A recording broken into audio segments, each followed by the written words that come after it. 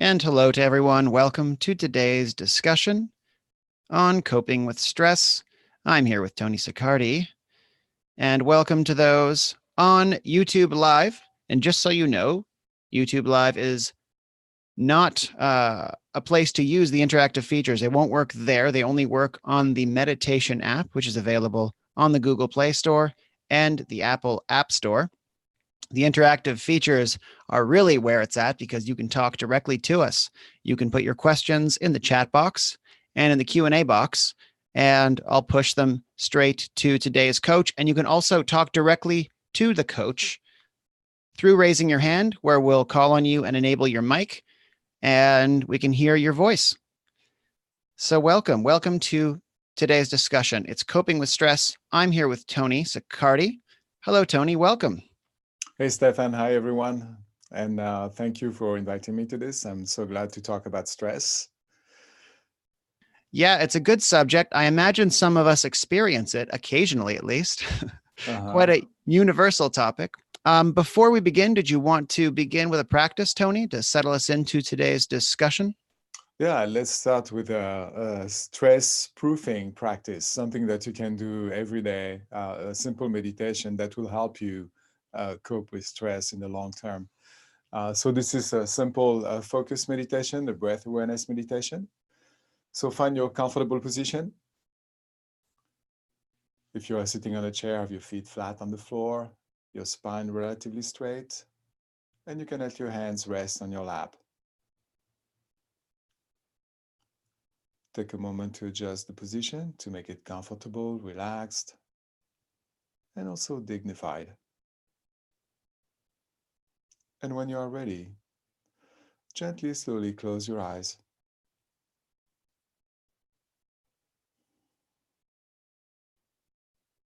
And bring your awareness, your attention to the movement of your breath.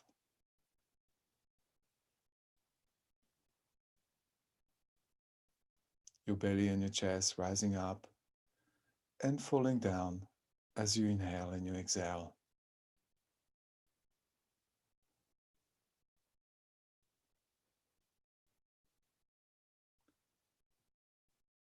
Let go of any unnecessary tension in your body, relaxing your jaw, dropping your shoulders. Check your upper back, lower back. Let go of any unnecessary tension in your body. And find your point of stillness in body and mind. Simply being aware of the movement of your breath.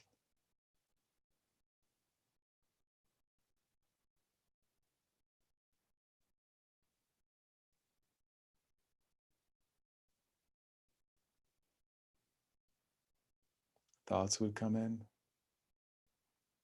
and at some point you may find yourself wandering in your mind. Simply come back to the movement of your breath.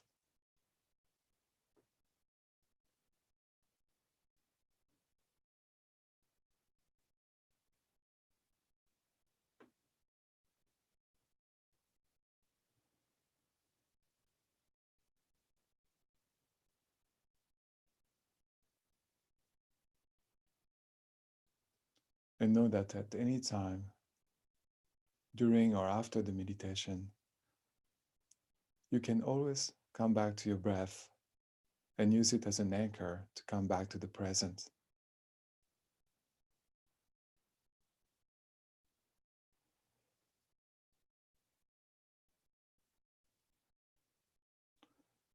Now slowly come back. Feel your feet on the floor, your hands on your lap. You can wiggle your toes, your fingers, stretch if you feel like it. And when you are ready, slowly, gently, open your eyes. Thank you, Tony, for that. And thank you to all those in attendance meditating with us today. Please let us know what your experience was like of today's meditation and post any other questions or comments in the chat box or the Q&A box about anything we're practicing today, any questions you have around today's topic, which is a really important topic to me, coping with stress, because I learned about stress about the same time I learned meditation many years ago. I learned that I was actually experiencing it, which was kind of a funny thing. I never thought stress was relevant to me. I was a traveling bartender, thought I was living an easy life. I wasn't an ER doctor. I wasn't a CEO. I wasn't a day trader. I was just, you know, doing a pretty simple job and living a fun, adventurous life. So I thought, but I was really stressed, as my teacher revealed to me. And it turns out that stress isn't what I thought stress is. So, Tony, what is stress? Stress, it's very interesting. There are many conversations about stress. It used to be that people thought that stress was inherently bad for us. But what they realize at some point is that it's more our attitude towards stress. So some people may have a very active life and do things that we would think are very stressful, but they enjoy it. They're happy doing that. And they tend to live a happier life and live longer than other people. On the other hand, the people who have maybe like a regular level of stress, like everybody else, or maybe a little more, but don't like it and feel bad about the stress, tend to get in trouble, like to get sick, to get unhealthy, and not to be as happy. So there is something going on that has to do more with the attitude that we have towards stress than what's happening in our life. Of course, there are external events that can be really stressful, like losing someone, losing one's job, moving to a different place. All this can be very stressful, and there may be cases where you need some special help. But in general, it's the attitude towards stress that makes a difference. So we just did a practice that involved awareness of the body. And often that is a great practice for managing stress. Is that because it is the mind that makes it worse That's unnecessarily? definitely part of it.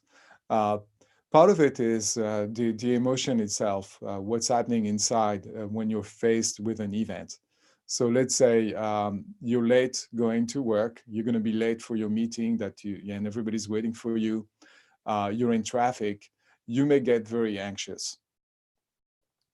And that's the same mechanism as regular emotions. You got the amygdala that's involved. It recognizes a threat to you, the fact that you're going to be late for the meeting, and it will send messages to your body to manufacture stress hormones like adrenaline, cortisol, and so on. And you feel that in your body. And then your mind goes like 100 miles an hour. Oh I'm going to be late, and what are people going to say, and what's going on, and how come this is not moving for the traffic? And we go into all the stories, and it becomes more and more stressful. It's like going into a feedback loop, our thoughts feeding the emotions, and the emotions feeding the thoughts. Um, and so that has to do with the mechanism of it, and so our thoughts have something to do with it, because if we can stop our thoughts or change our thoughts, we can stop the cycle. So I may be late for my meeting in traffic, but I may realize that there is nothing I can do about it, and simply let it go, saying, okay, well, this will not be the first and the last time that I am late for an important meeting. This is not the first and the last time that I am in traffic. Why not just let it go? And start thinking about, well, what could I do when I get there to minimize the impact of being late, or something like that. Just thinking about something useful. So, in terms of the usefulness of stress, I've learned it has, a prehistoric use. Get away from the predator. And it's quite a dramatic thing that occurs in the body that you probably know more about than I do. But is this level of stress that's generally used to help us get away from a predator, is that useful in the daily demands of modern society? Not as much as it used to be. We're not being chased down by tigers and bears anymore. We may need it once in a while to get away from a car, as we cross the street. Maybe that will be useful in that sense. But most of the time, what's going on is that the information about what's stressful to us, what we need to get away from, is stored in that that thing we call the amygdala in the middle of the brain. And it's storing not only information about bears and tigers, but also about our ego or status. So anytime there is something that maybe is a danger to our ego or our status, we have the same reaction as if we were being chased down by a bear or a tiger, and that's not very useful. So it used to be super useful a long time ago, and today it's kind of like overdoing it. It's doing too much. So what is a healthy amount of stress to have in today's world? What does that feel like? Well, stress is good. Like, if you want to be in the flow, being productive and happy at work, you have to take a challenge. So you take a challenge that corresponds to your strength, to your skills, and so you can learn something new, so you can continue to grow. And that's the ideal spot. It's right between anxiety and confidence. And that's where you want to be. But if you go too much to the left towards anxiety, so maybe you don't have the skills to do what you're supposed to do, or something is really scaring you, or something happened, then you may go towards anxiety, and that's when stress becomes bad. And if you have too much of that for a long time, then it becomes chronic stress, and chronic stress is very bad for your health. So I know mindfulness to be, a matter of being alert, paying attention, experiencing the details of life. And is that a similar chemical process? It's just a lot more skillful. What kind of props up our attention and makes us, notice life and be ready to engage in it? Yeah, so in one case, it's a survival kit that's propping up through the amygdala, and that's non-conscious. It just happens. And when we talk about mindfulness, it's a conscious effort to be aware of what's going on. And if we are truly aware of what's going on, we can add some perspective to it. So being late to a meeting maybe is not that bad on the scale of your life. And so adding the perspective to it, you're better equipped to deal with it. All right. And please, everyone, use the chat box, Q&A box, raise your hand. Let us know how stress is affecting your life and ask us what can be done to navigate it. Now, firstly, identifying when stress is a problem. What can we notice in our behavior and habits that suggests we need to manage our stress? Yeah, a lot of things. So what they've noticed, they've done some research on that with people who were affected by chronic stress, which is the really bad type of stress. What they realize what's happening with these people is that when you are affected by chronic stress, you start doing all the things that are bad for you, and you stop doing the things that are good for you. So if you're not taking care of yourself, if you're not sleeping enough, if you're not exercising, if you are not taking the time to walk in nature, to talk with your friends, spend time with family, doing all the things that recharge the batteries, if you're not doing that, there is a chance that you may be under chronic stress.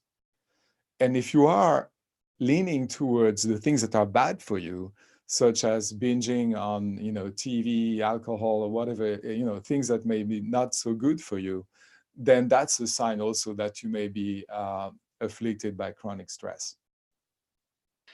Why do we pursue these things when stress is affecting us like this? Bad relationships, bad food. Is this kind of our clumsy attempt at stress release? It means that some of our power of will to take care of ourselves has been undermined. All the energy is gone, is being sucked in by the stress. When we're in chronic stress, we tend to go from one bad story to the next. Our mind is wandering and looking at all the things that can go wrong. That is taking all the energy that we have, and at the end of the day, we don't have the energy to do the things that are good for us. So it seems like stress has a persistent impact. It doesn't just affect us from the moment of experiencing it. It seems to live in us then and continue to affect our lives when we're not even in a demanding situation? Yeah, there are there are different things happening. So if you're trying to get away from a car that's running at you, that's the adrenaline in your blood from the amygdala uh, telling you like, okay, get out of the way quickly. It gives you the energy to get out of the way as quickly as possible. You're going to be shaky for a while. You almost, something almost happened to you, but now you're safe. And a few minutes later, you're going to be fine. It will be out of your body. But the other type of stress is when you continue to feed your body with small amounts of adrenaline and cortisol, and the cortisol gets in your body and it stays there for a really long time. And that's when you start to have like health problems. Our body is not meant to have stress for long periods of time. It's supposed to run away from something and then shake it off. But here we don't shake it off. We keep running away from multiple things. So, how does meditation and mindfulness help with this? I guess both like to build resilience and also in the moment of experiencing stress. Yeah, so they found that people who meditate regularly, after a few months, if you meditate like, let's say, 40 minutes a day for 2 months, that's the experience that they did with the body scan meditation, the mind would change.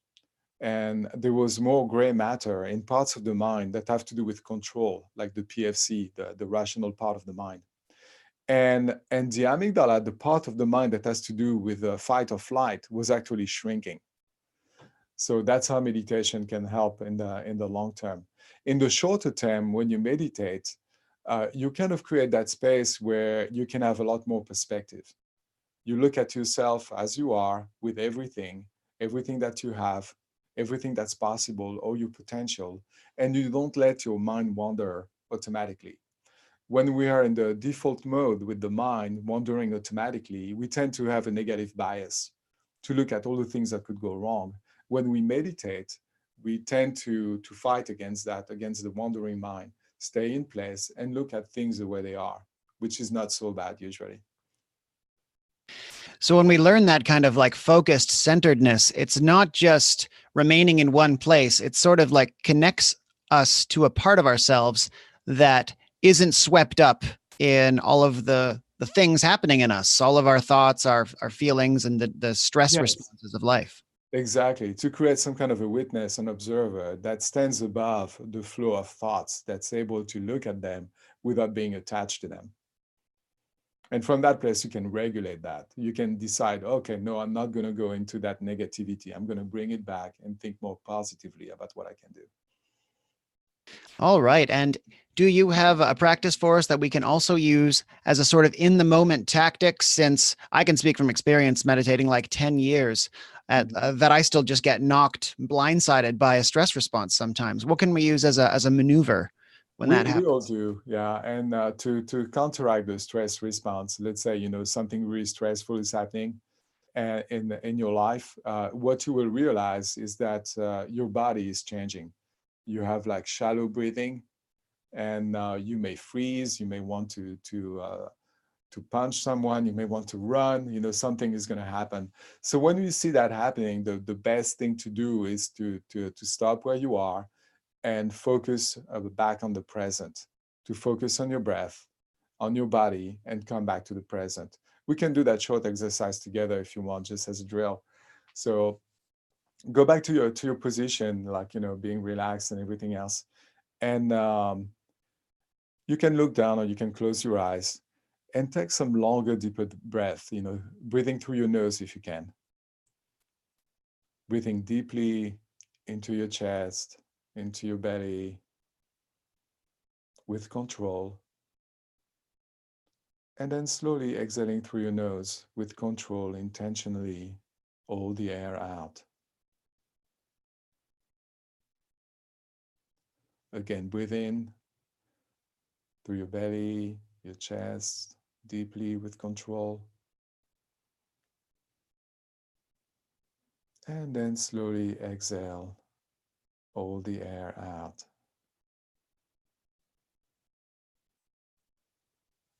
Do it 2 more times on your own.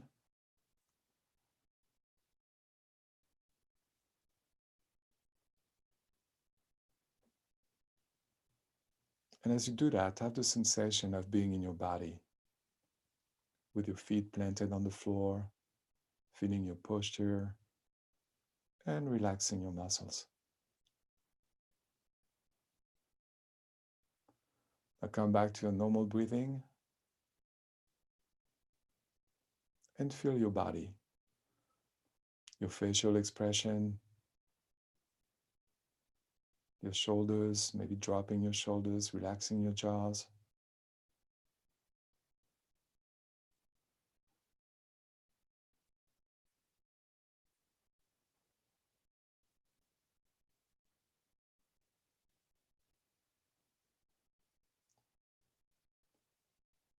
And if you're really stressed out, take that moment, that little gap that you created, to check your thoughts. What kind of thoughts are you having right now? Are they the right thoughts? Can you change your thoughts? Can you add some perspective, relativity to your thoughts?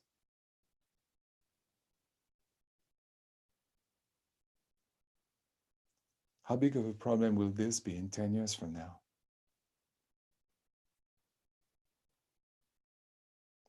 How does it weigh on the scale of your life?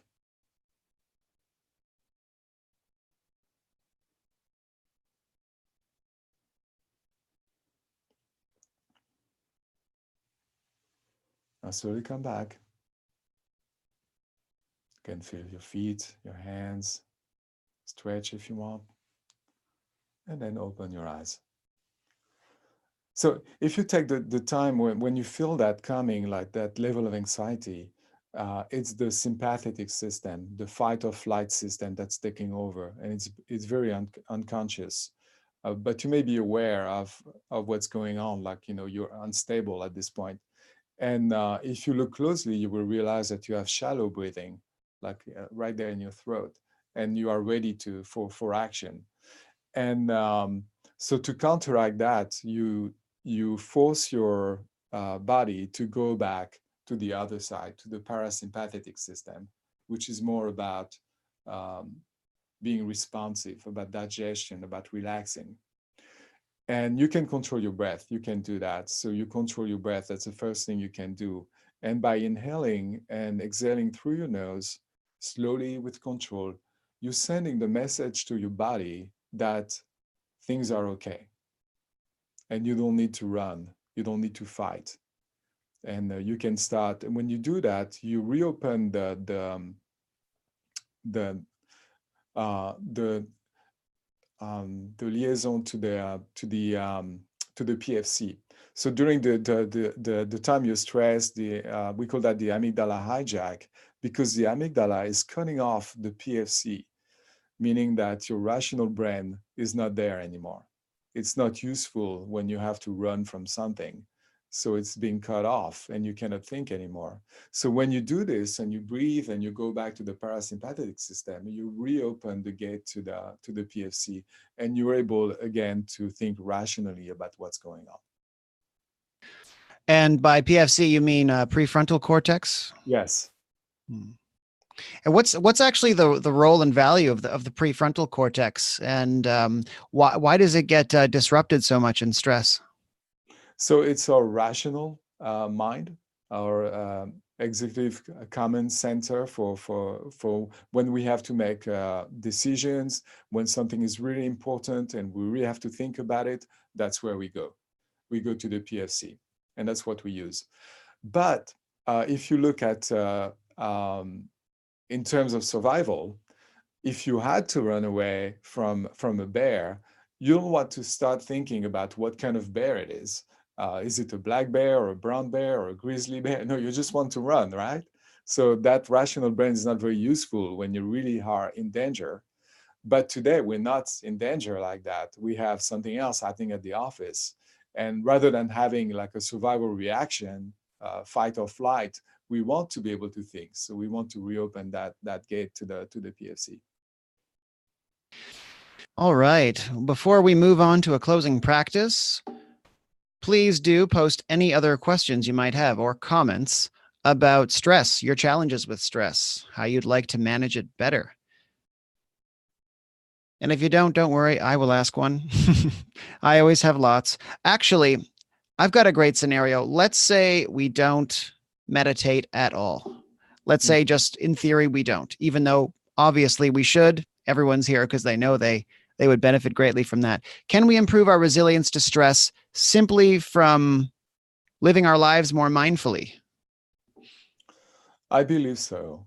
And we see that. And I don't know exactly who is meditating and who is not. Sometimes I'm surprised. I'm talking to people. I had no idea they were meditating. And then I find out they are meditating every day. So it's hard to know how much of an impact meditation have sometimes because we don't know who is meditating. But I'm assuming that there are a lot of people out there who are living their lives in the flow, being very happy and being very balanced. And I think the difference is how you think about your life. You may have the tendency to think negatively about everything that's happening to you, and you probably will never be happy. And I have a tendency to be really stressed out. Or you can be on the other side, very positive about what's going on with you, and always finding a silver lining or something positive, even when you have a setback. So I find that the people that are very positive seem to do very well in very stressful situation. And I don't know if I can call that simply a mindful life. It's very much like a mindful life, because a mindful life means controlling your mind, controlling your actions, being aware of what's going on. And these people have naturally like some positive outlook on life. And I think there's a lot of similarity, but I cannot tell really if they're working on themselves or not. Yeah, and I can speak from experience that that is something, a way I like to live, and yet meditation's still indispensable because it's kind of like a concentrated dose of really intent mindfulness where I don't have all the other worries of life to interact with mindfully. Yeah, yeah. So, Well, the idea is to have mindfulness in your life, to be mindful, like from the time you wake up in the morning to the time you go back to bed. And but to do that is very hard. It's not easy because we keep forgetting and we keep wandering in our thoughts and going somewhere else and or getting angry or whatever. And so what's necessary to be able to do that is meditation, because meditation is the exercise that you do in the morning, um, in your quiet place, that you can do, that will help you build those muscles that you need to be mindful during the day. absolutely. So, Tony, did you want to send us off with a quick closing practice? Yeah, so a quick closing practice that's very useful for stress and also chronic stress is the gratitude meditation. And it's very simple. John Kabat-Zinn says that as long as you are breathing, there is a lot more that is right with you than is wrong. And so it's going back to the things that we take for granted. But look at the fact that, you're alive, you're breathing. So this is already pretty good. And going from there, being grateful for those things that we normally take for granted. So I'm inviting you to go back to your comfortable place, closing your eyes.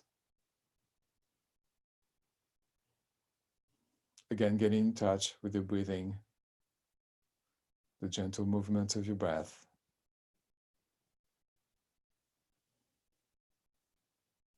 And bring your attention to the center of your chest.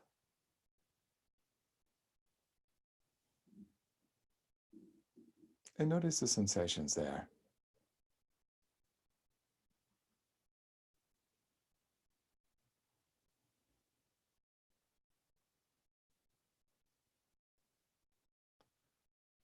And bring to mind the simple things that you normally take for granted that you can be grateful for. Starting with being alive and breathing.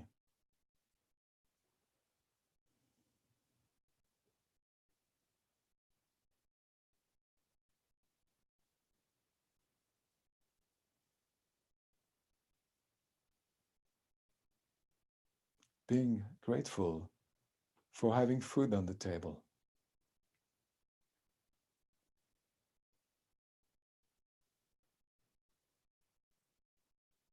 Being grateful for having a roof over your head.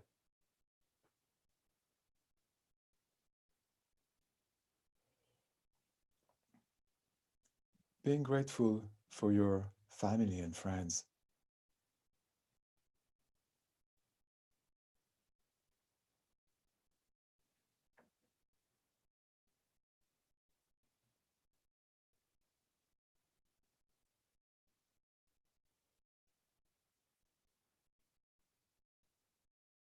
Being grateful for being able to do all the things that you do.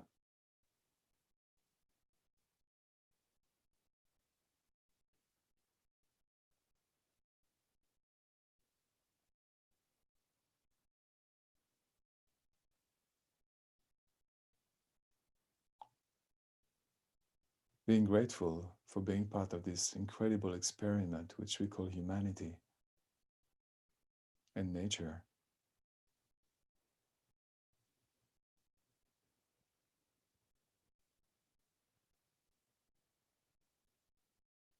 Being grateful for being able to feel and to think.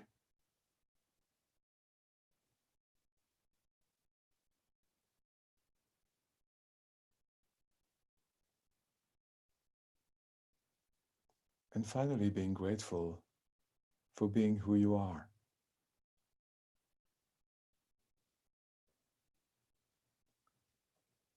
The unique, incredible being that you are.